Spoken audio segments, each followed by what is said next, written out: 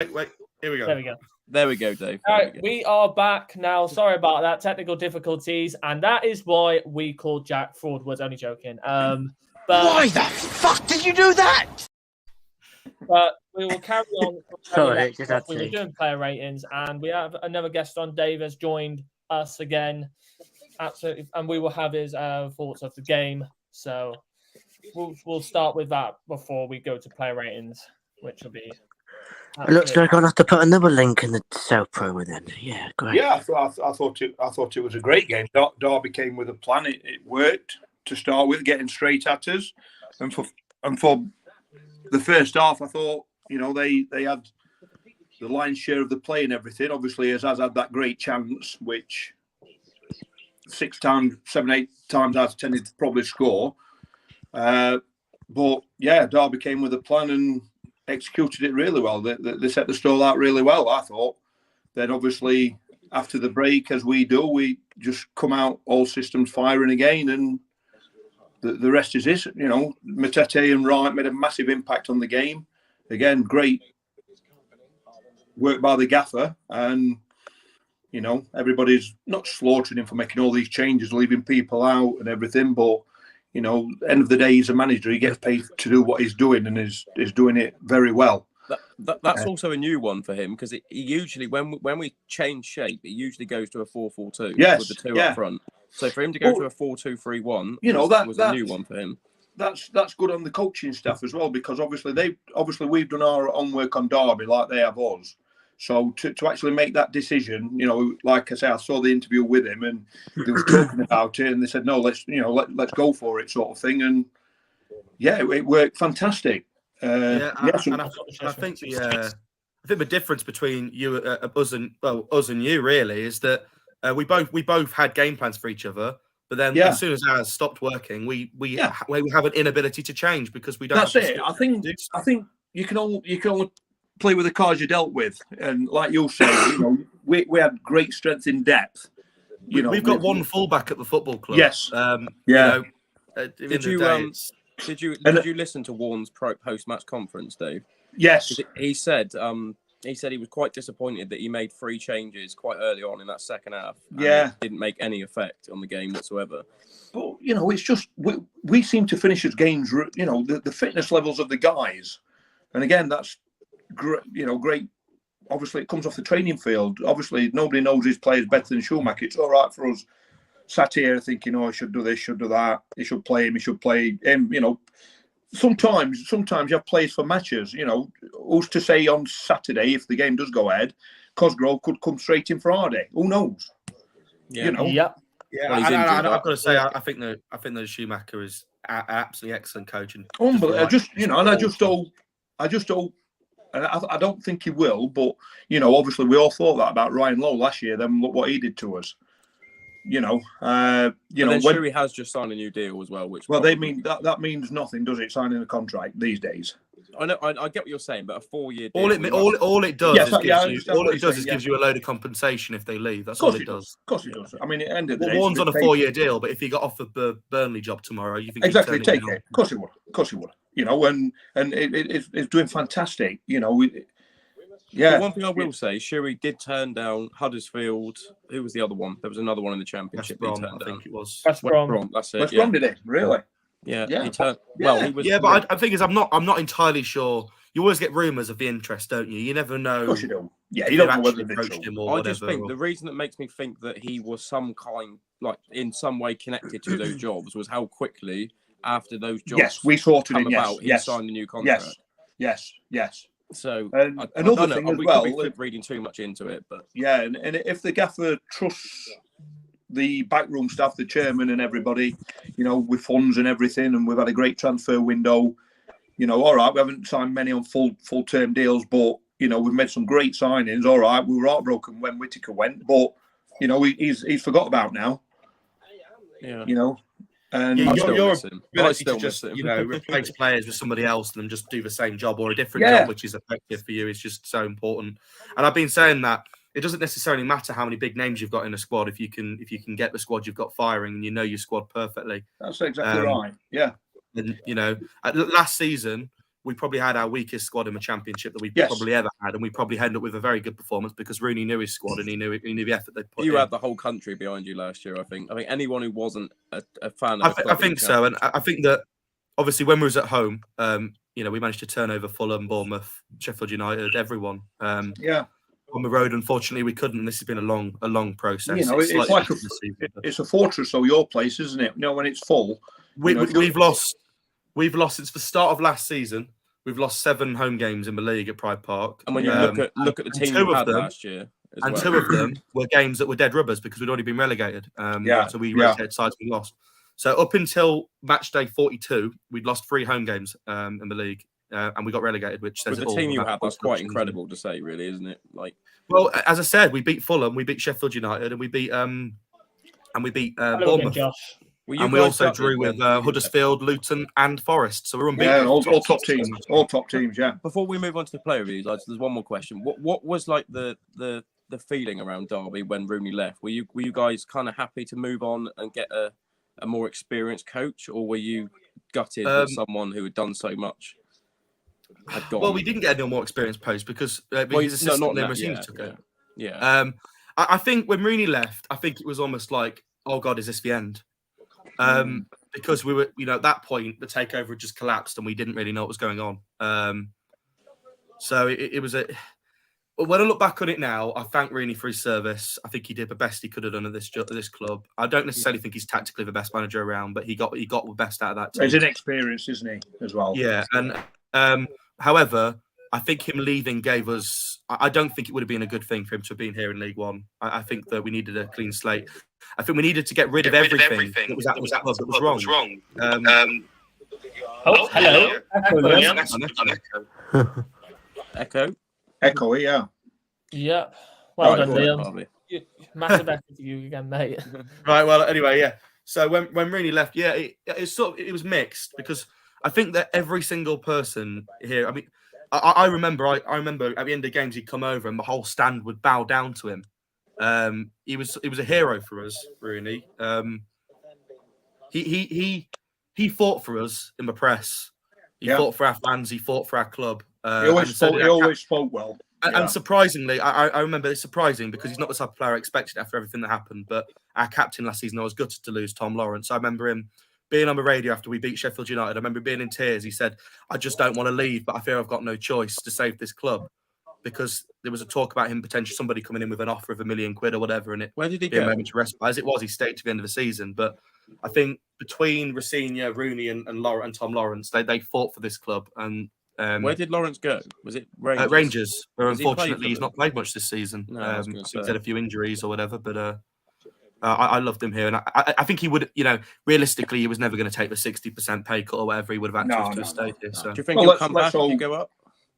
I don't like re-signing players. I think it's a poison chalice. I don't like doing it. It's very rare it works. Would you be happy if he did? That's. I love the bloke. But I think it's time we moved on from players of the past. Yeah. And I think the same thing with our much beloved club captain Curtis Davis. So I think, to be honest, can we have a comment about Davis? The tweet that he put out after we beat you at Pride Park. Yes, it rattled a few people, didn't it? But I think we've well and truly nipped that one in the bud after Tuesday night. Yeah, I think it's a bit. He was very unhappy, I think, by a club coming at him personally, atting him and stuff. After the career he's had. Unfortunately, we have quite a few fans that are like that. I mean, when I was younger, I was probably the same. Every club has them. I mean, I saw all the tweets aimed at Pieface and stuff like that from our fans. It's not on, but you expect it, don't you? Unfortunately, yeah, he loves it though. Pieface, he enjoys it. He loves it. Yeah, you're right. The thing is, he gets it back because he gives it. You expect. He knows that. Obviously, some clubs take it too far. I know the Bolton fans trying to. I don't know whether they were trying to attack him or they were trying to throw stuff at him. Not this season, last season when we went there and it all kicked off there. But apart from that, it's usually Bolton do that every game though. I mean, Bolton tried to start it on our fans outside of after we beat them at Pride Park, and then tried to start They did it outside. They did it in on 27th as well, 27th December as well, when we went there. Yeah, it's every game. They're just not a nice bunch, are they, Bolton? Not particularly. There's a few clubs like it. I think that obviously we've had our moments, and I'm sure if I said it, people would point out moments where Derby have done it. But in general, our football club is at least. But isn't it usually Forest? Hello, Josh. Kind of fair enough. I would argue some Derby fans would hound me for praising Forest to some degree here, but I would argue that in the East Midlands it's Leicester. I think that us and Forest are actually.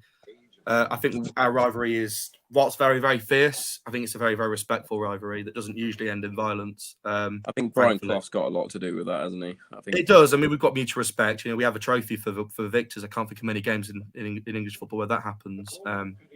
Yeah, but, exactly. You know, we obviously both love the man, and 2 seconds. We've got a lot of shared history between us and Forest. I think with Leicester, some issues with Argyle. There's always some issues, though, mate. I didn't see anything. Yeah, fair enough. I was going to say, Harvey, do we want to move on to the review? But he's the player reviews, but he's gone somewhere. We'll just carry on then. Yeah. So yeah, we'll talk about it a little bit while the stream went down then. But who stood out for us, Connor, for you? Yeah, well, I'll say obviously Hardie and Azaz, because obviously they're goal contributors, aren't they? So they're going to stand out. But I think the player that really did us the most, I think the player that you talk about Matete, and I do agree to some extent, but I think the main one was Wright. I think fair enough. He made life very, very difficult for Hayden Roberts. I agree with you there. And the space created by the missed interception. Harvey, have you got the player ratings of the subs White, here? and then the Roberts being actually don't worry. I mean, ultimately, obviously, it's unfortunate when a shot's going straight at a keeper and it deflects, directly past him. But that goal was caused by our players being hopelessly out of player position. ratings up. Yeah. Can you just bring up the subs quickly? Can we just see what Callum Wright got when he came and Matete when they came? That's on? true. Yeah. So you look at that from us. Interesting. A completely useless set of substitutions. We'll talk about that, obviously. At the end of the game, James Collins was giving it a bit. He was in that melee at the end. I was kind of hoping he got sent off because he'd be more useful suspended than he'd be on the pitch. He was terrible when he came on. He lost it every time he got anyone near. I think that he is a man desperately lacking confidence. He's clearly a good striker. He's been at this level, but been doing very well at this level in the Championship. He's done an okay job for us at times this season. But he's also scored a hat-trick against us in the past for Luton. In recent times, I've got to be honest. I think the problem is, in reality, he's lost his place as lone striker to somebody who's never played as a lone striker in their career in McGoldrick. Yeah. And that says it all, really, doesn't it? Yeah. He's an unreliable option, but he has to be on the bench because we've got no other striker. So. Yeah, fair point. But this is the point that I keep coming back to. We've got 14 or 15 players that we'll rotate between, and that's for plan A. And we've got good players, and he's got a decent system, so it works. And then we can't change it if it goes wrong at all. So, yeah, exactly. I just hope on Saturday that we've got too much for Oxford, regardless. Yeah, I think it'll beat Oxford. Yeah, you should. I think I just really hope they put their manager after the game. I don't like going to a game with a new managers always tend to get a result on the first game. They've got 1 point in 9 games, scoring 3 goals. So I think that there's no easier game on the road really we're going to get other than Forest Green, which we have coming up as well. But it's an opportunity for us to put our season back on the back where it should be. This is more of a question for like the fellow Argyle fans in here. But do you think the 6.5 for Edwards was a little bit harsh? I don't think he really did a lot wrong. I think he did. I think he did what he had to do. It was set his job to do, and he did it. He found the pass. I don't remember him giving the ball I don't think he gave it away much, did he? No. And Wilson as well. I think his was a bit harsh at 6.5. What do you think, Harvey? For what is it? Sorry, I had to message Jack. For the 6.5, so Wilson and Edwards. 6.5 for Wilson and Edwards.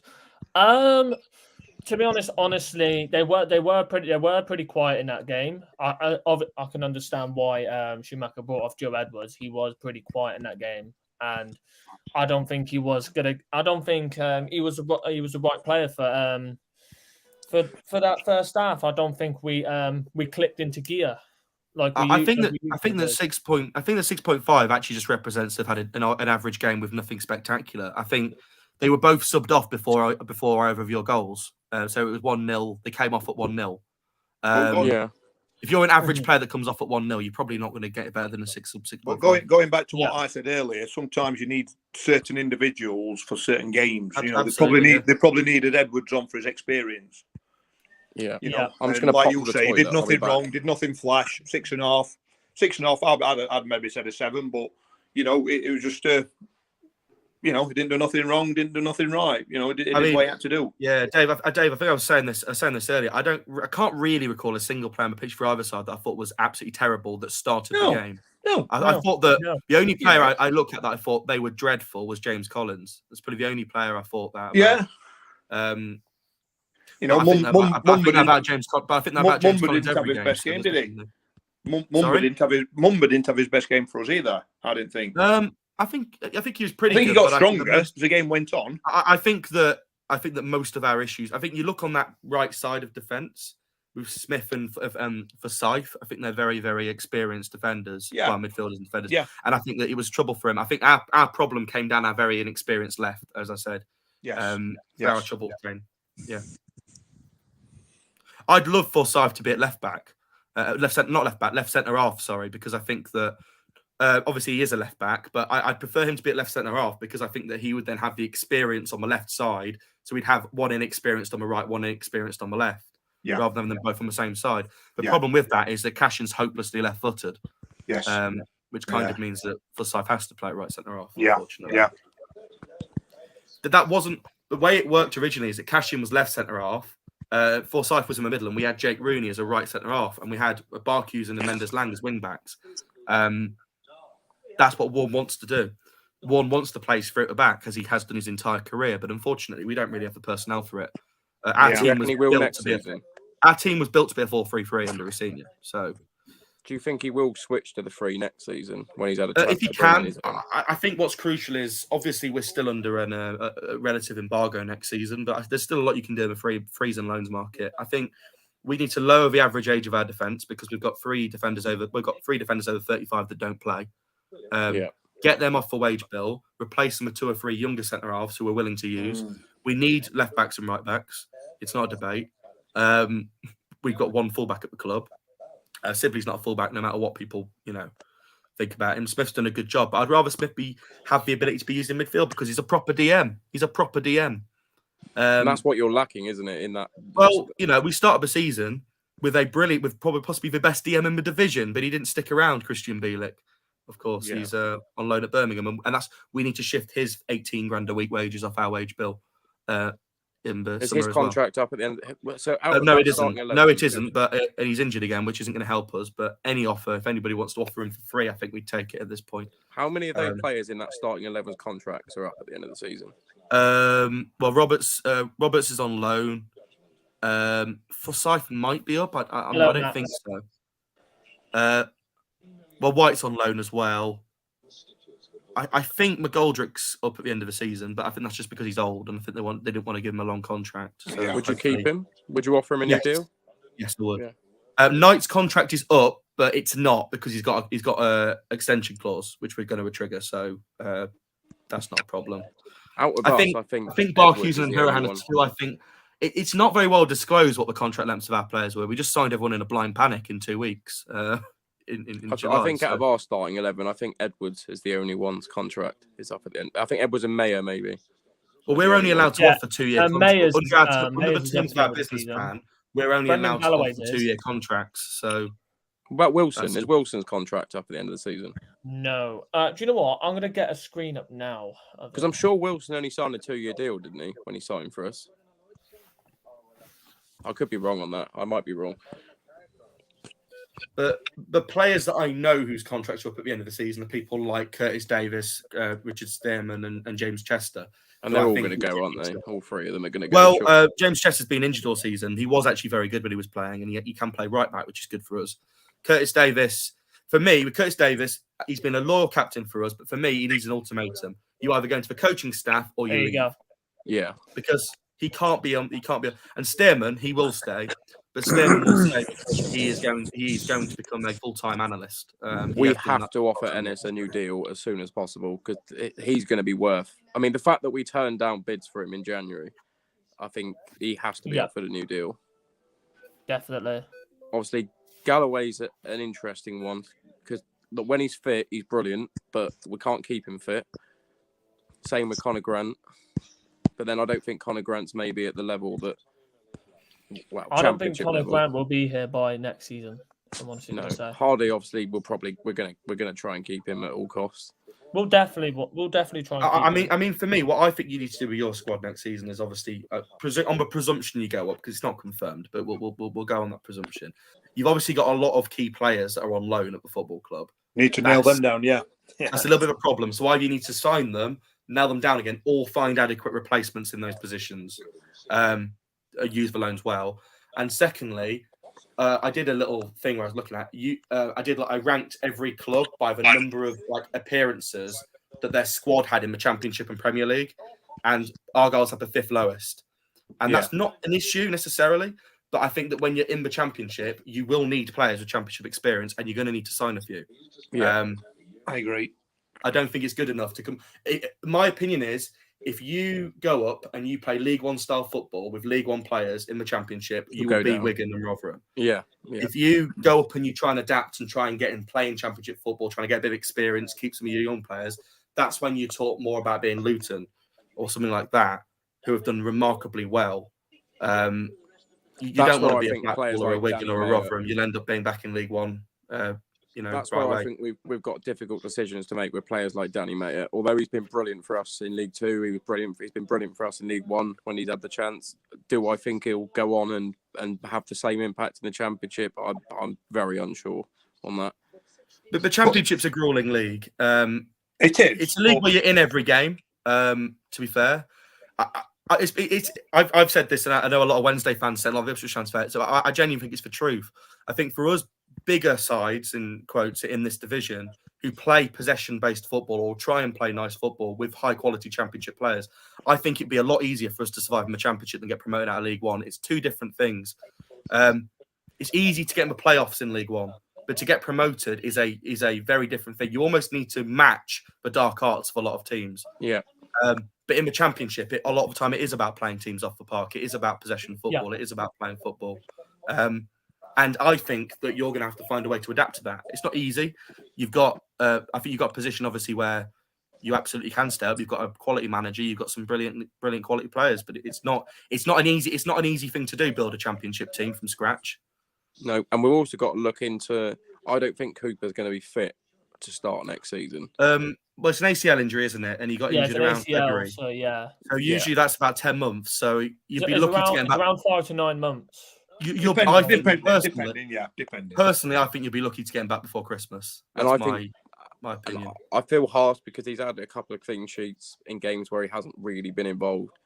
But I think that we will concede a hell of a lot of goals in the Championship if Callum Burton's still in goal. That is why we do my need personal opinion of him. I know I only saw it from that 1-1 with Mendes Lang, but I've seen a few things like the game against Oxford and the mistake he made against Cheltenham. I think he's a liability. He is 100%. And I think that, look, you can keep him at the club as a third choice goalkeeper, but I think you need a proper man with Championship experience to be back up to Cooper and also to start the first few months of the season. We need like a keeper that's coming towards the end of his career. Who's been well, it's kind of what we had last season, or what Cardiff signed from us, in like a Ryan Allsop, or even what Wednesday had, I guess, in Stockdale, or anything like that. Somebody perfect, yeah. Anybody who's got experience at that level that can just do a job for a couple of months. We'll never get. That's what you need. Cooper is obviously going to be your number one, and he's the best goalkeeper in this division, and he'll be one of the best goalkeepers in the Championship. I've got no doubt. But you do need to have a competent cover and somebody who can start and give you point and you win points by himself. To be honest, I'm sorry to say it, and I know you probably wouldn't want that to happen, but I think Wildsmith would come into that bracket. Obviously, it would take a lot of money, I think, to get him, and it's probably unrealistic to even talk about it. But he's been there, he's done it in the Championship. I think that if you look at his situation, he's been third choice goalkeeper in the Championship and first choice goalkeeper in the Championship at Wednesday. I think he's very happy to have his number one spot tied down at a club. And also, it's never going to happen. If you look at him, he's born in Sheffield, he's from Sheffield, he lives in Sheffield, he's got a young family. I can't see him moving all the way down to Plymouth. No, you're right. No, it's not going to happen. I'm just saying, like he's the right type of player, I guess. But I'd go for a proper Championship second choice journeyman, personally. Who? Good question. Just who? Yeah, who? Yeah, who? It's not easy said than done, isn't it? There's options out there, I'm sure. I mean, good question from Richard. I mean, you know who I think Danny Mayerly is about to be in League One. And Dan Scarr? I think that if you've got the money and you want to be ambitious, get Huddersfield's goalkeeper Lee Nichols. He's a brilliant goalkeeper and he's in a relegation side.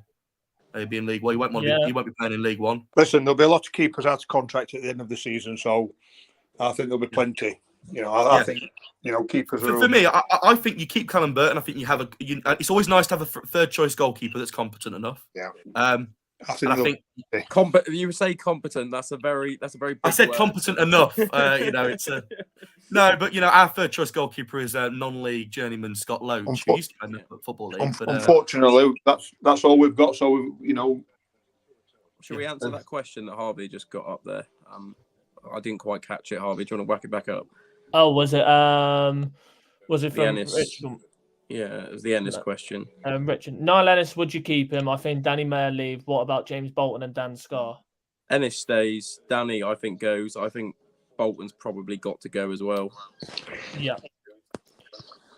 Because when he's playing, I think it'd be stupid to get rid of Dan Scarr. I think Dan Scarr's one of the best defenders in this league. Oh, Scarr stays 100%. Easily. Scarr, I imagine, would be part of the core of a championship defence. I don't think he would. He's another one who keeps getting bloody injured at big times. It's really frustrating. It'll be a big problem if this continues in the championship. It was the same last season, wasn't it? If I remember rightly, he was in and out with injuries towards the back end of the season. It's frustrating, but then to be fair, Macca's come in and done absolutely brilliantly in that. I mean, Max, I see that. I know it's aimed to be Argyle fans, but I'll try and answer as well. I don't think it's that much of a concern that Cooper's new deal's 2 years. I think that when it's easy to sign someone a long deal if they're a young player, I think Cooper's going to be looking out for himself and looking at the fact that if he can't get where he wants with Argyle, he will be moving on. I think what helps with Cooper with us is he's supported the club his entire life. So he has. It will take a lot for him to leave, but he won't want to be locked down into a 5-year contract that gives him no choice. I'm going to tell you a little bit something about Cooper. One of my best friends, Russell Richardson, he worked for Aberdeen. He was their chief scout, travelled all over the world looking for players for Aberdeen. Hello, Leroy. He moved to Liverpool.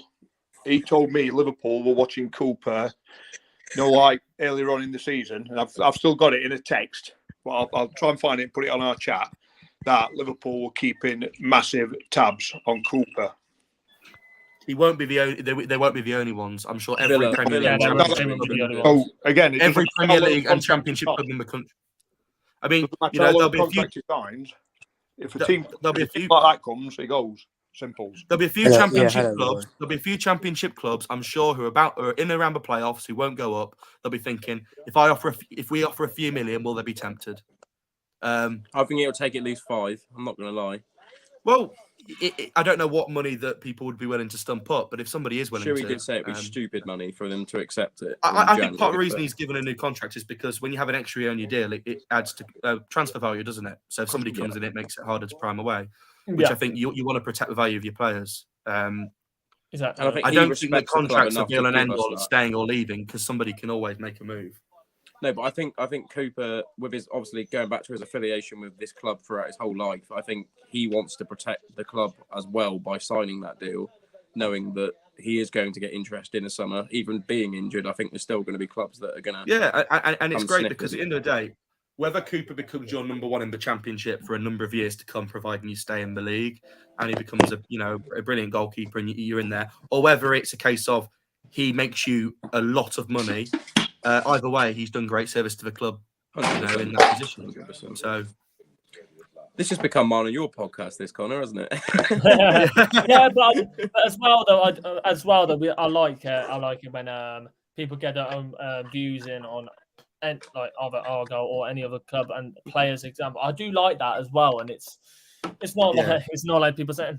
I think in the top 3, the difference between you, Wednesday, and Ipswich is I think Wednesday and Ipswich could stay in the Championship with the squad they've got. I'm not convinced it's the case with you. I think you need more experience. Dave, what are you doing?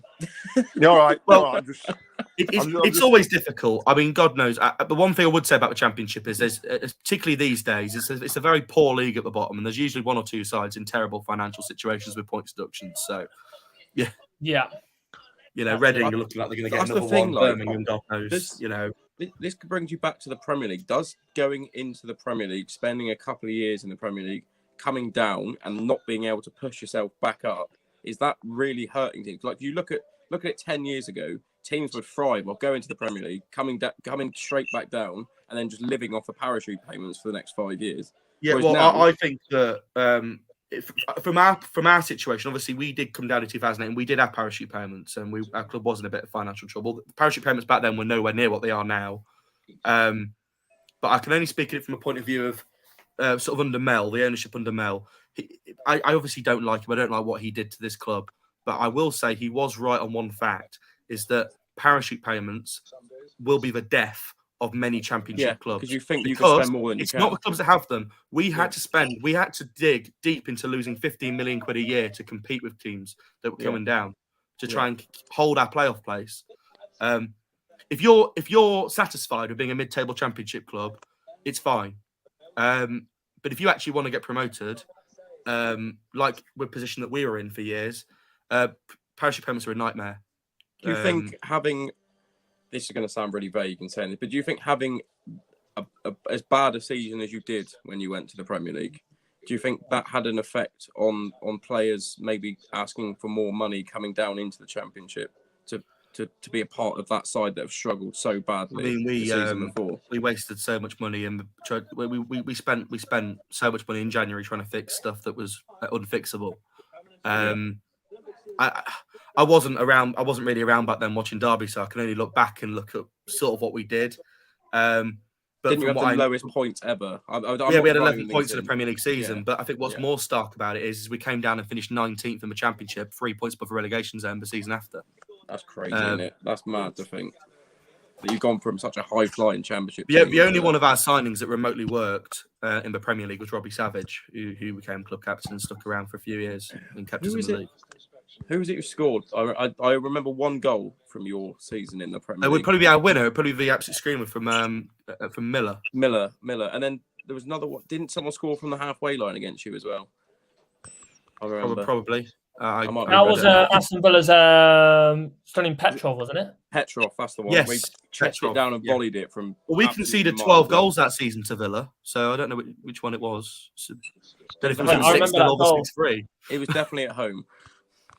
Yeah, there was a 6-0 and there was a 6-3 against Villa, and I don't know which one it is, but I think we conceded 6 on 6 different occasions that season. So, who was your keeper that season? Was it Roy Carroll? Well, a mixture because we had Stephen Bywater, and we also had Roy Carroll, who might well be the worst goalkeeper in the club's history. So, Jesus, we don't talk about. He likes conceding goals from halfway lines, doesn't he? Well, Roy Carroll loves that. Yeah, Roy Carroll has a record at Man United and Derby in the Premier League that I don't suppose he's very proud of. Put it that way.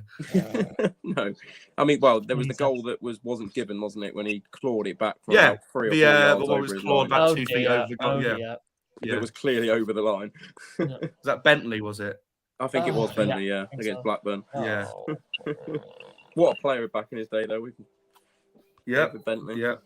Yeah, he was brilliant. But yeah, I mean, I think some sides who are in real trouble need the parachute payments. I think that Stoke and Sunderland wouldn't be here without parachute payments if they'd be dead as clubs. Well, no, I disagree with you there. What keeps Stoke alive is the fact they're sponsored by a betting company. Yes, I mean, how we can be done for what we've done, and then they're allowed to inject 120 million quid to write off all their debts. I don't know, but exactly. Where does financial fair play come into that? It doesn't. They use the same loopholes. They wait for somebody else to break it, sneak in before it gets changed, and let the other club take the punishment. That's what they do every time. Yeah. Stoke, I hate Stoke. It's beyond a joke. But Stoke would have probably been in serious trouble, as was particularly Sunderland, without the parachute payments, because parachute payments are designed so that clubs who have been in the Premier League for a very long time can survive in the Championship and they can pay the excess wages off.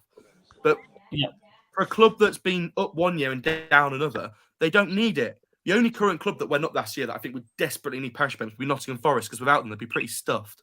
Yeah, exactly. You look at a club they would have been stuffed, definitely. A club that go up. Right, a club that go up and come straight back down from the Premier League tend to lose the majority of the players they brought in to play for that Premier League team in that first transfer window. So why do they need that payment? Go on, sorry. Well, because a lot of them, if you like Fulham, and this is what they've done, this is how you'd be sneaky with it. You let them leave on loan, and then you buy a load of players, get promoted again, get relegated again. All the players from Premier League go out on loan. Now you've got 10 of them, and then the third time you go up, you've got a top half Premier League side. Yeah. Mm-hmm. It's beyond a joke. I mean, you'll see it when you're in the Championship. I wish you the best of luck fighting it because we unsuccessfully did for 15 years. And it's going to be a hard. It'll be a very, very hard journey as well. If we the do best thing you promoted can as do well. is, as I'm sure you will do, as a very well-run club, and we will do as a now well-run club if we get back up there. The best thing you can do is do things within your means and slowly improve season by season. Yeah, don't try. As soon as you get into the spending spree, that's when you're in trouble, and that's what we. I just think if we got to the Championship, stay there first season, and then just don't do what other clubs has done second season syndrome, and go back down again. Yeah, I mean, you only have to look at Blackpool. Blackpool's a brilliant example. They're very similar to you because Neil Critchley was an excellent boss. He got tempted by a move after the first year, after they stayed up. If Schumacher did the same, for example, I'm just putting it out there. It's a very similar situation. And then, second year, you find yourself with a League One squad, on some of the lowest budget in the division without a manager that took you up in the first place. And that's when I think being a slightly smaller club to you guys in terms of revenue that you bring in just from the obviously the support and the you obviously get better sponsors than us being a bigger club, is we wouldn't have the money that you guys have to rebuild in League One. Obviously, you don't now, but what I mean is like being able to offer players wages. Yeah, I think that the thought process is because we've got this restriction, we've got these restrictions for another year. So in our fan base, we're thinking if we don't go up this year, but we go up next year, which is the aim is to get promoted in 2 seasons. If we do go up next season, then that third season we'll go into the Championship with pretty much with no FFP restrictions because we haven't spent a penny in 5 years, with a relatively cash-rich owner, with very high revenue and an ability to just spend. Exactly. And we would be in a position where we could probably quite easily get back into the mid-table of the Championship. So you're not allowed to spend any money on any players. Is that right? We haven't spent a penny for 3.5 years because we've been under a transfer embargo for 3.5 years. And it's it's a painful. Well, we've had to pay our instalments for this daft £10 million Christian Bielik transfer. That's probably been the most talked about transfer outside of the Premier League. Yeah. Or how about the Wayne Rooney, $100,000 a week, but our sponsors are paying 60% of it? We promise. Yeah. I know, it's crazy, isn't it? It's crazy. Yeah, we had Ashley Cole here for 6 months on some sort of random, reputation. But then you look at it like it's not so uncommon now because you look at Danny Alves was playing for Barcelona for £1 a week. Like it's ludicrous now. Some of the deals that you see that you would never have seen 10 years ago. Oh yeah, I mean, obviously it's a completely different situation. Derby is great. Actually, it's a very good way of looking at it because when we built the team under Clough and we spent years building that team with our youth academy and team, and we got up to the playoffs under him and McLaren. Under previous ownership before Mel. That is an example of how to take a Championship club from near the relegation zone to being promotion chasers. What we did for the next 6 years is an example of how you never run a Championship football club. Yeah. Obviously, we got very, very unlucky. We were in 4 playoff campaigns and didn't get promoted. Maybe if you rerun those another 5 times, we get promoted all 5 of those times, and maybe we're not in this position. But the fact is, if you play a risk like that with your football club, you go too close to the fire, you're at risk of getting your feet burned, aren't you? And that's what's happened. Yeah, exactly. Yeah. And speaking of, we're talking about Derby as well, and we're talking about other clubs as well. We're going to go through the review of the previous games from Tuesday as well. We've got the likes of Barnsley, Ipswich. We'll go through these games as well, and possibly we could talk about them couple teams as well whilst we're at it, whilst we're going through them games. And I think Liam obviously he done very, very well in the prediction. Oh, no. And if Barnsley didn't score that bloody third goal, I think I would have got this one spot on as well. I think no, I wouldn't have got the spot on. But Barnsley 3-1, and if the game does end up going ahead, then it's going to be a very, very tough game against Barnsley. It's going to be really, really tough. We got absolutely mauled there. Absolutely mauled. I would say if we late Friday evening, I'd say if we don't have an update by then, it's looking very, very, very unlikely. Just talking of this game, that Nicky Cadden goal, by the way, is definitely a contender for goal of the season. Yeah, if you haven't seen it. That was a brilliant goal. That was actually a really good goal. Yeah, he's cutting from the left side and just put it top bins from a very tight angle. But Barnsley are a side in immense form, having comfortably dispatched in the last 2 home games of Derby and Portsmouth, who are no slouches in the division for either of us. Putting 7 past us between us. They're very, very dangerous. I think Barnsley should be challenging us, or should have been challenging us, Ipswich and Wednesday earlier on in the season with the squad they've got. Yeah, I don't know. I think the one thing you do have to look at when you look at Barnsley is that you do have to remember that they managed to finish behind 2 teams with a points deduction and Peterborough last season. Yeah, you are right. You are right. But at this level, score predictions, Liam, for this game. Say again, mate. Sorry. Can you check the score predictions for this game, please? Nicky Cadden. I'm just looking at this. Sorry. Go on.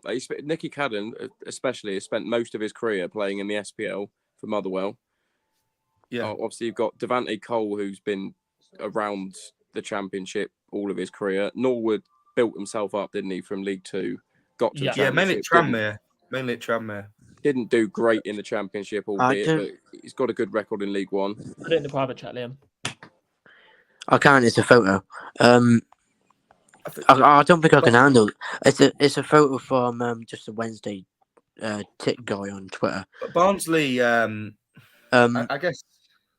I've lost my train of thought now. It was from a Wednesday person on Twitter. I don't think I can handle this. So it's got Wednesday promoted with 109 points. Yeah, great, brilliant. So that means they're going to win all but one of. That's every game, isn't it? No, one. I think that's one game, which will be. Argyle promoted with 93 points, winning every single home game from now.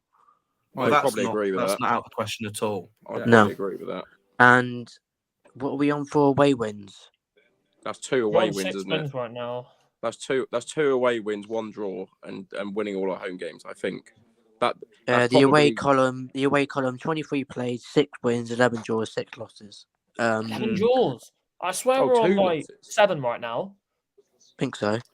Yeah, they're obviously going on the basis that you're going to be brilliant at home and really poor away to the end of the season, I guess. So I think they're predicting we're going to lose to Barnsley away, which is probably not unrealistic. So we will finish with 93 points. So would Ipswich, but we will be promoted with 40 goal difference and then 35. Right. See, I don't think that's. I don't agree with that. That's not going to happen because I don't see any way how you're going to catch up to Ipswich's vastly superior. 8 ahead of us? Are they 8 ahead of us at the minute? It's quite ahead because we're in a very similar goal difference. I think. Let me have a look. I'll have a look now. League One. So Ipswich are on 37. We're on 24. We're on 25. They must think at that point. We must be battering teams at home then. So what they're saying is Ipswich are going to. Yeah, but that's the thing, though. You don't mow teams. You just beat teams by 1 or 2 goals. I know. That's what I mean. That's exactly what I was saying to my dad and that. If you ended up on level points with Ipswich, they'd probably be the ones promoted. No, that makes no sense. No sense because Ipswich are on 69 points now. So for them to get to 93 points, right? They're on 37 goal difference. So they think they're going to collect another. How many points? I'm crap at maths. How many more 93. points? Is that? 24 points extra and only get another 5+ goal difference. The only thing I can think of is that they might have put them to get battered at like Barnsley, Bolton, or Derby. But I don't think. See, they concede a few goals, but they also score a lot of goals as well. We might well beat Ipswich at Pride Park, but I don't think it won't be like by more than a goal. I've interrupted Liam about 6 times. Go on, Liam. Sorry. I do agree with Connor about we don't batter teams at home. I was saying this to my dad and that when Forest Green come down to us, every team has battered them at home. Knowing us, we won't do that. We won't. It'll be 1 or 2-0. You just call it. Yeah, but obviously goal difference is important, but you're so far behind Ipswich now. It just matters about results. 100%. I just can't understand how they think that they're going to get another 23 points and only gain 5 goal difference. I think that's probably the biggest farce I've ever seen. It's a good job you put. It's a good job you put Lamau there, Harry, mate, because it's not happening. Pompey sneaking into 6th place. Well, unfortunately, I think another talking point as well is how is Ipswich going to get on against Bolton away, Shrewsbury at home, Derby away, Barnsley away, and they'll struggle against Shrewsbury at home. 100%. This is what I think. They've actually got a very good record at Pride Park, but I think they won't lose. I don't think they'll lose to Bolton though. I think they will. I think they will. At least be a draw. I don't think they'll win. I think that might well be a draw because Bolton are good at home, but I don't feel like Bolton are that good of a side personally. That's my. They'll lose at Pride Park. At home, they're good. I think Derby will beat Ipswich. Yeah. Honestly. Yeah, we're not going to absolutely thump them to the point where they're not going to have much goal difference left. Yeah. What do you think? So you're just going to do a Liverpool to Man United? I think Bolton will beat Ipswich on Saturday. Well, that's if it goes ahead. I think Manchester's quite a... Listen, I'm pretty confident that game will go ahead because Bolton have got undersill heating. And also, most of the snow is not falling over the northwest. It's falling over Yorkshire. All day here today. It's falling over the Midlands and Yorkshire, not the northwest. Okay, fair enough. You should be all right there. I don't think our game... I think we can pretty much write our game off. Fleetwood's game might be at risk because of frozen pitches. Yes. I don't think Barnsley will probably be at risk because of both frozen pitch and snow. Let's have a look at Saturday's game. So MK Dons Cambridge, that will go ahead. Oxford Derby will probably go ahead. I can't see any reason. Yeah, I've looked at the forecast for that. It's not too cold. Exeter Lincoln depends on how cold it is down here. Maybe a frozen pitch. I don't think they've got on the all right. Jack got 1 point.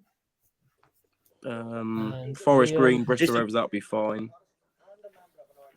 All I know is that in like the South Yorkshire and Derbyshire area, it's dropping down to -7 on Friday evening, which is enough to ruin any pitch. Yeah, it's been snowing since last night here. And I'm 24 miles from for 2 days consecutively here, but because it snowed yesterday, it meant that it all melted and it's all wet. All the roads are wet, so it hasn't settled today that much. But it has been snowing for 2 days. Realistically, right? Let's just talk in hindsight here. If Bolton beat Ipswich on Saturday and our game goes ahead and we beat Barnsley, I think it's pretty much done. Yeah, because you need to. If you basically, Bolton are killed off. Bolton are killed off anyway, but it's just Barnsley and Ipswich. Bolton were killed off when they lost to Pompey, so there we go. Well, for me, I'll rephrase that. If we beat Barnsley and Ipswich lose to Bolton, then I believe Barnsley are then the only team that can realistically catch us.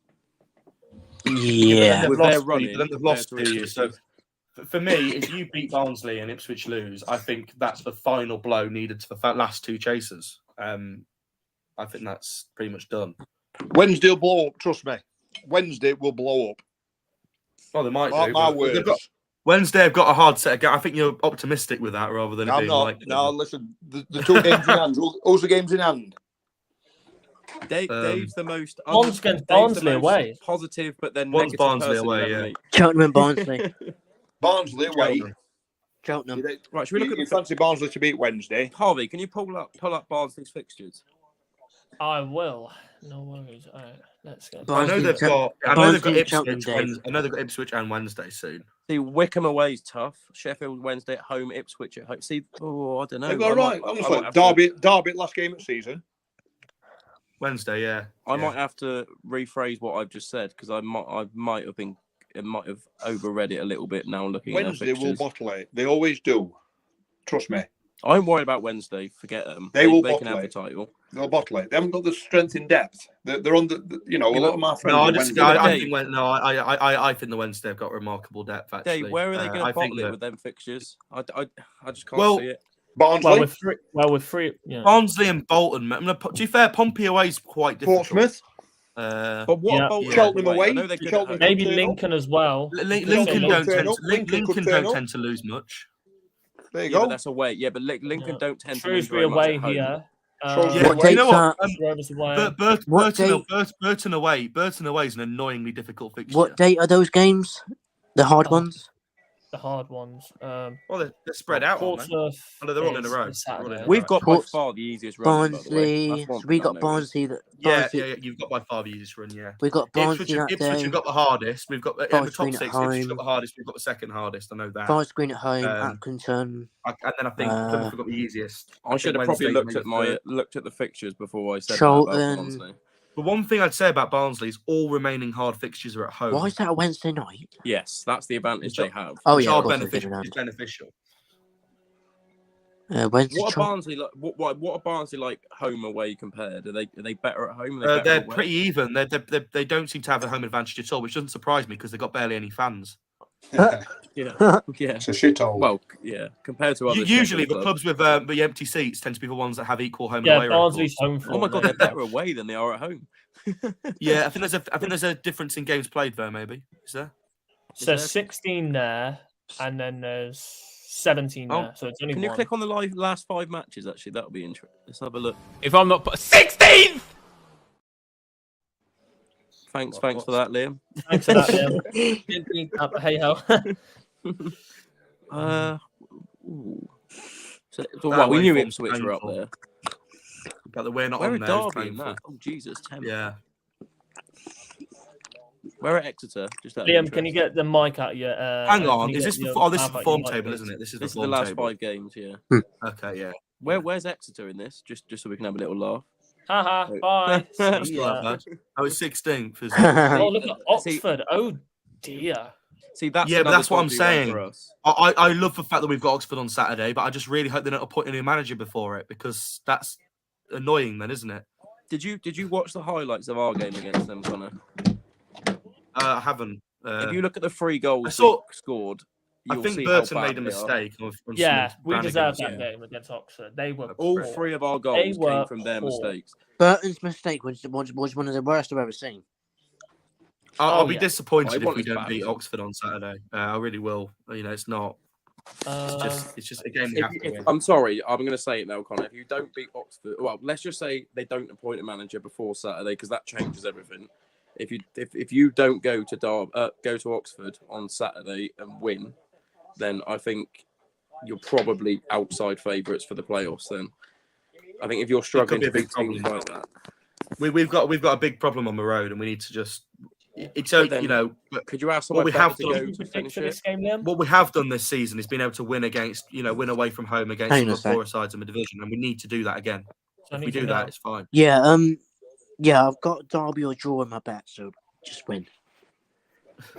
If we lose that game, I think you'll go there and win 3 or 4. 2-1 Barnsley. I think McGoldrick will be way too much for them. 2 points.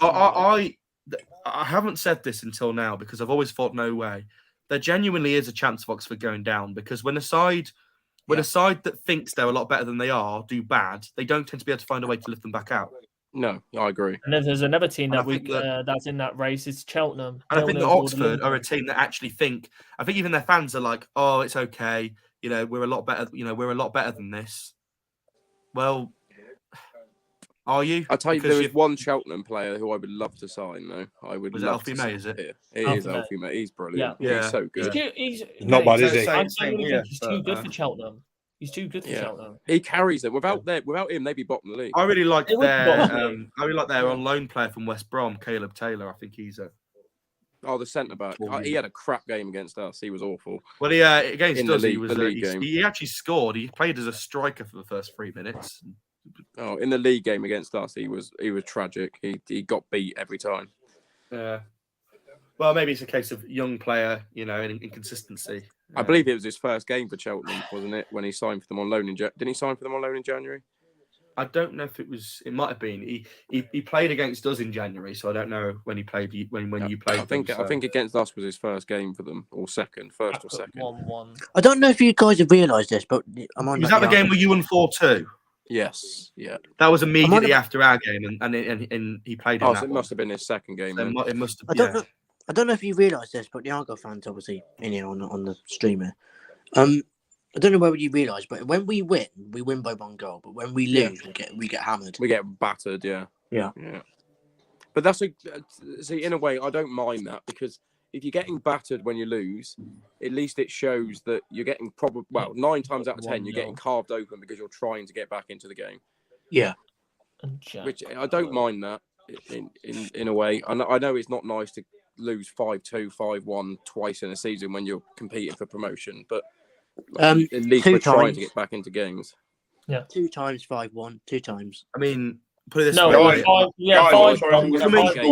from a fan of a team that regularly scores 3 or 4 goals at home, I would much rather be in your position of being able to win games that we should, against rivals 1-0, and not win 5-0.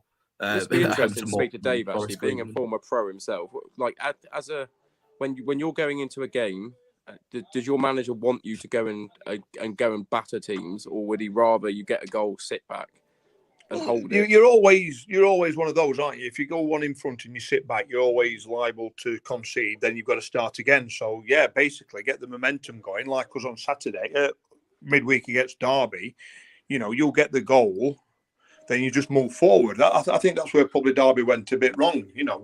They came at us, they scored, then they said to, I don't know, they said to back off a little bit. I thought that's what I said to you, wasn't it, Connor? Whereas if you go for throat, you go for throat. The only defence I put up for it is the fact that I think we've got an extremely thin squad and we've played 4 games in 10 games. Yeah. 4 games in 10 days. Yeah. I thought it's a big problem. I don't think we've got much off the bench to give to fix situations. I thought as soon as we got that first goal, Derby fans in that away end went silent, and they knew for a fact they're only going to be one winner once we equalise. Yeah, whether it was penalty or not. They knew for a fact we were. I think there was a case of how we were just trying to hold on for long enough that the second goal couldn't come. Really. Yeah. I always felt that once we got the first one, that we would go on and win the game. Definitely. I had that feeling as well. Do you know? By the way, just for a bit of guys, sorry, I'm really sorry, but you're hanging on. I've got to do one. Oh, in 10 minutes, I'm gonna have to do the same thing. I've got to do one. I've got obviously a million things to sort by. Yeah, we're on the road at 2:00 in the morning, so. Oh wow! Just at airport, just at East Midlands. So hopefully we can get there. We'll have a good time, you jammy git. Well, I will do. Hopefully, I'll be watching on Argyle TV today. I'll be watching on Argyle TV Saturday. Hopefully, if it goes ahead, but I seriously can't see it happening. Well, good luck at East Midlands Airport because I know they've closed the runway a few times. Yeah. Anyway, take care. Nice to speak to you again, Derby people. See you later. Bye. Bye. Brilliant. See you in a bit. He's not getting on that flight tonight, is he? Mate, the runway's been closed for the last 5 hours. Yeah, I know. It should be all right because it's Leicestershire, so it should reopen because it's not. It's a bit further south, so they probably have to. I'm just letting you know at Appas I'll have to do the same thing because unfortunately I've got to work tonight. David get to the airport and say, "I'm here for a plane now. Sorry, you can't get on it." I don't think we're directing landings to Birmingham earlier in East Midlands. Yeah. But honestly, talking about Cheltenham, if there's one team that do have a little bit of pressure on them, I feel like they could possibly survive is Cheltenham. I feel like they will survive this season. Do we think MK Dons will go down? Yeah. Yes, and this is the reason why they've won 1 home game since the 16th of August. Jeez. Jesus Christ! It just shows you how much they relied on Scott Twine, doesn't it? But they win games away from home because they're used to playing. They're used to being and Harry Darling at home games as well. There's so many home games this season. If you think Derby, Wednesday, Ipswich, Plymouth, there's a lot of clubs that have taken 3,000 plus away fans there this year, and that must be a horrendous experience. If you're looking at this United large away end versus a sporadic home crowd. And Ipswich took 7K. Ipswich took 7K and we're like, we had 7K there as well. And you just you're almost outnumbering them.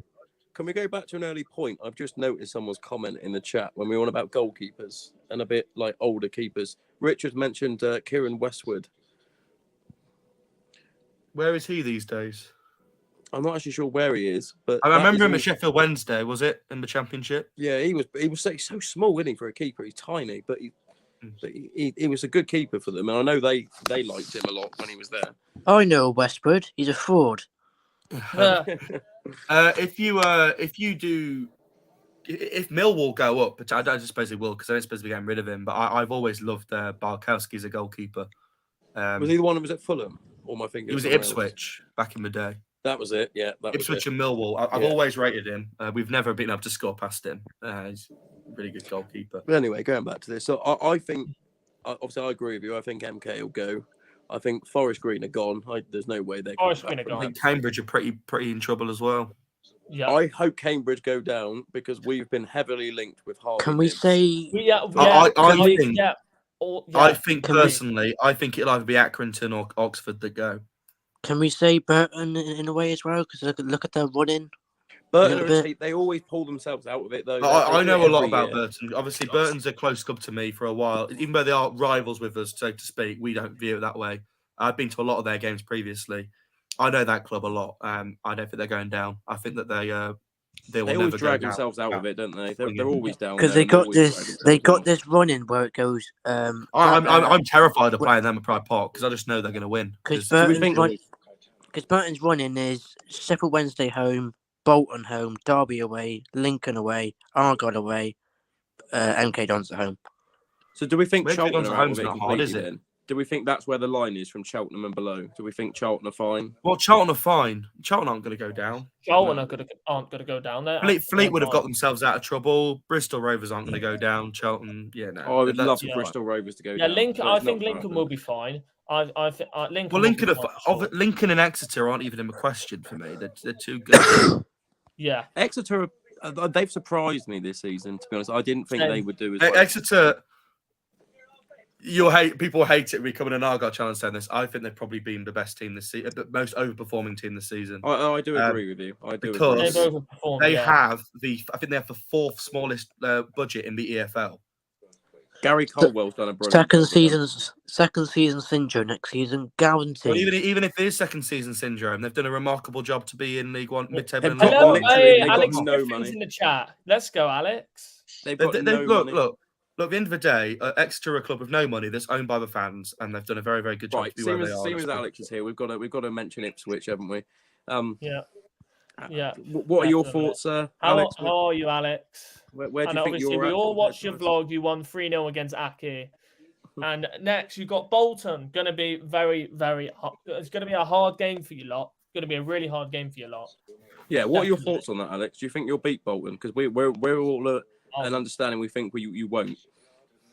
Yeah, I think they'll beat Bolton personally. You do? Yeah. I'm 50-50. I don't know. I'm really happy. This is why another point about us playing Oxford at the weekend, because of the fact that Plymouth and Barnsley play each other, and the fact that Ipswich and Bolton play each other, it's a really good opportunity for us to actually get some of our points back on teams.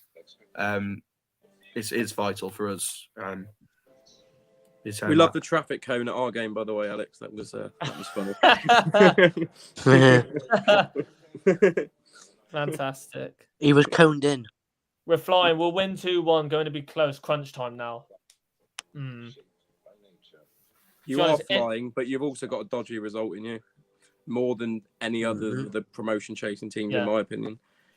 Yeah. I think one of the things about Ipswich is that for all the good they are doing, and they're a brilliant side, they've lost very few games this season. I think it's very, very premature to say Ipswich are back after that run, considering all 3 games have been against relegation contenders. Exactly. There is now a run of games where they need to prove that they are back to where they were earlier on in the season. They need to prove it in January. The only thing I'd say against that, that's my get up for work alarm. I'm having that. The only thing I would say is, like, earlier on in the season, these games, even against these relegation teams, where they would be 1-2 goals up, they would still drop points against those teams earlier on in the season. So you could say that they might have possibly ironed it out, but we'll see. My point's just that resounding victories against some of the league's lower sides doesn't necessarily prove a change of habits. I haven't tell you one player that they've signed that I haven't seen a lot from is George Hurst, who I thought was on a little bit. I think personally, for me, Ipswich is crucial games is when we don't play, which is on the 25th and the 1st of April. Sorry. Well, I'm pretty certain that Ipswich will finish 3rd. So because they got you lot away and they got Barnsley away. So you think they'll finish above Barnsley?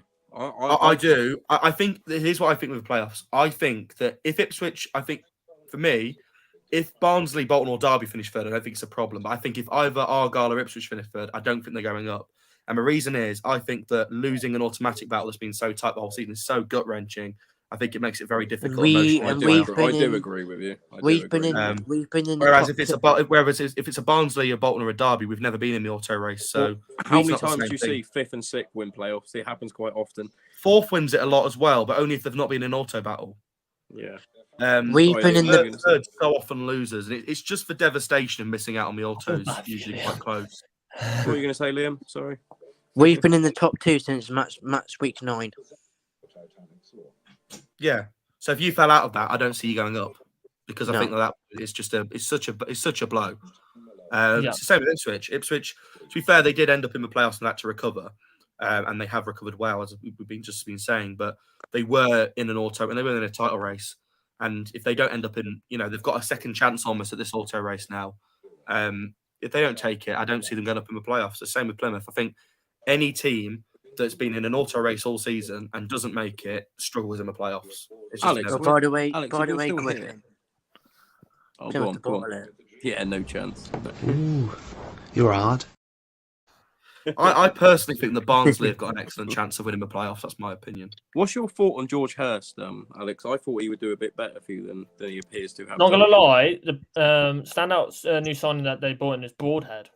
Yeah, but he was brilliant. He was good in the We know that because he was brilliant for Sunderland and he was brilliant for Wigan. So I think we knew he was going to be Wigan good. were gutted. I think Wigan conceded. He was good for Burton as well when he was there. So yeah, I think Wigan fans conceded they were down when Broadhead got recalled. To be honest, yeah. Yeah, he was the only one scoring goals for them at that point during the season. Yeah, I mean, in terms of a championship, there's starting to become a bit of a gap there. Is that formation there? What is that formation that Aki's playing there? That's a very let's park the bus formation. Yeah, that might be the weirdest formation I've ever seen in football. Square formation. Where's for fullbacks? Where's for wingers? They got 3 DMs, 3 centre mids, and a striker. Like, what is that? Let's just play a square formation and then we just have an extra striker up front. What is that?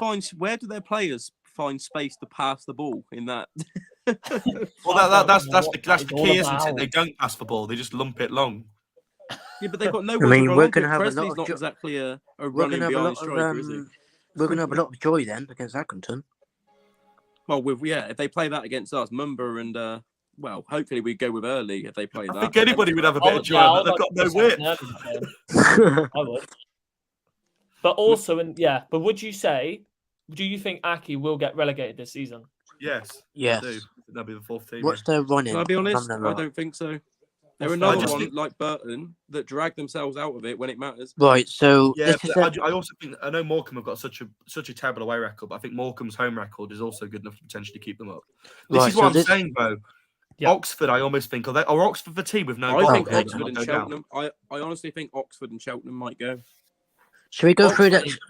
Oxford are a good side with good players, but I don't think they've got any bottle at all. Come on in, lads. Let's do it. Let's do a game. They've got Brannigan, but I can't think of anyone else in that team that's anywhere near good enough for League One. I know Wildshot's pretty good, isn't he? I think. Oh, he's a bit past. Yeah. Back in his day, he was. Is he good enough now? Should we do a game where I'll probably only. They've got Josh Murphy as well, haven't they? 15 minutes. So Josh Murphy, maybe pretty quickly. Yeah. Let's do a game then where we predict Accrington's points. Come on. I don't know. Right, get their fixtures up then. Right, Charlton, that's a loss. Yeah. Portsmouth at home, maybe scrape a draw. Yeah. MK Dons, I mean, they'll probably win. I'll probably be a draw. It probably will be a draw. I've got to say, looking at that, it doesn't look that promising, does it? Look at that. They're playing 2 games in 3 days. They'll lose to us. They'll lose to Exeter. Port Vale are quite good away, aren't they? So I'd imagine they'll probably lose that as well. They're not getting anything off. They're not getting anything off Wednesday. They're not getting anything off Wednesday. Fleetwood, I don't think they've got enough in attack to cause Fleetwood the way they. Aren't Fleetwood a really good side on the road as well? They're just good defensively, and I can't see Accrington breaking them down. We struggle to break them down. And Peterborough lost. And Peterborough lost, yeah. So maybe not, because Peterborough's away record is true. And then obviously Peterborough probably aren't going to have anything to play for either. not looking optimistic. I think you can say about every team down there. I just think Oxford are the team that shouldn't go down, which is why I think they might, because you just bottle. It's about bottle, and they've shown absolutely nothing. Yeah. I mean, didn't Oxford recently drop 5 points against Burton and MK Dons? But then you look at Morecambe, they've gone from, didn't they beat Bristol Rovers 5-1, and didn't they lose their next game 5-0 or get... They lost to us 5-0, and then they lost to Wednesday 2-0 or 3-0. That's what I mean, so they won 5-1 against Bristol Rovers and then went and got battered. But that doesn't shock me, because Morecambe have got 7 points on the road this season. Is that all they've got? Jesus. Yeah, 7 points on the road, and they've got all of them at home. Where they've been quite good. I think they're a mid-table side at home. To be fair, we struggled for a long time against Morecambe. We drew. I mean, we drew up there. We drew at Morecambe, and we comfortably beat them at Pride Park, which I think. Well, their slightly large goalkeeper had a big part to play when they came to us. He saved everything, didn't he? If I remember rightly. Mm-hmm. Well, when we played them at their place, Ripley saved 2 penalties. He had an unbelievable game against us. Unbelievable. Yeah. In fact, actually, Morecambe have conceded 4 penalties against Derby this season. Haven't they conceded the most penalties in the Football League? I think. Yeah, but they've actually not conceded that many goals. But you're up there as well. You conceded. We've conceded. We must have conceded double figures now. Yeah, we haven't conceded that many, but then we haven't had that many either. I thought we'd stop doing that, because we give away loads of penalties in October and November, and then we hadn't done it for months. Actually, I might be wrong in saying this. Was that our first penalty in normal time that we've had in the league this season? No, we had one against Burton. At home, mate. Oh, at home. At home, yes, but I was thinking the whole season. I don't. Yeah, the whole season. Burton? Did we have one at Burton? Yeah, we had Ryan. Yeah, we had one at Burton. Yeah, we did. Yeah. Did you have one against Morecambe? Because I thought I saw. No, we didn't. No, we didn't. No, we didn't. When refs come to home park, mate, they just think, we got. Oh, we did have one against Morecambe, and Whittaker missed it. Oh yeah. Yeah, because Ripley saved it. Yeah, because I saw a stat that Ripley, and I thought in Ripley's save stats he had 2 against Derby, 1 against Plymouth. Yeah, you are right, and we did have one. This was the Whittaker moment. You absolute cunt! Now, that is my opinion. That is my opinion of Morgan Whittaker. Yeah. Where'd you get these from, Liam? Well, thank me, because I get all of these clips. I get all of these clips and I download them. So. Can you take them off him? Can you just take control? Can you take control of the? Well, to be fair, we've been on here for 2 hours. Jesus Christ! No! I got ready to work. I've literally got to work from 6 till midnight. How depressing is that? What quarter past? I think we will probably. I think we'll probably call it there now, because it's been so long, and I think did we go through the rest of predictions, boys? No, we didn't. No, we didn't. I mean, yeah, I know, but Connor, we'll be. We've been on for too long, and I've got to do some stuff now. Yeah. Connor, we'll be doing I mean, I probably shouldn't say this on here because we haven't really announced it. We'll be doing a podcast soon, so I'm sure I speak for the other guys and saying it'd be nice to get you on that as well. Sure, yeah. It'd be brilliant. I'm sure I'll do that. I know it's been a long stream, Chad, but it's been two separate streams. But to be honest, hey ho, Jack the Fraudwords. Jack Fraudwords. Yeah, Jack was messaging me saying I feel so embarrassed about that. Come on, Wednesday! No, don't come on, Wednesday. Bug off Wednesday.